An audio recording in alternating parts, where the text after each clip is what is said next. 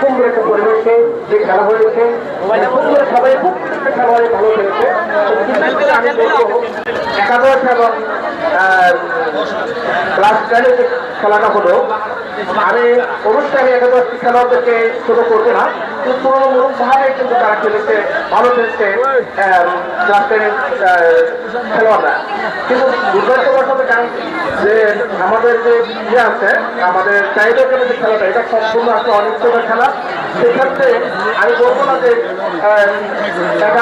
Class 10 যে যারা খেলোয়াড় যারা আছেন তাদের খেলছে যে তারা খারাপ করছে, আমি মনে করি ক্লাস একাদশ থেকে ভালো করছে। যাই হোক, আমাদের প্রাইম মিনিস্টার তারেক রহমান সাহেব অত্যন্ত অনেক স্বপ্ন দেখেন এই শিক্ষা আন্দোলন থেকে ভালো খেলোয়াড় তৈরি হবে, জাতীয় পর্যায়ে খেলবে, আন্তর্জাতিক পর্যায়ে খেলবে।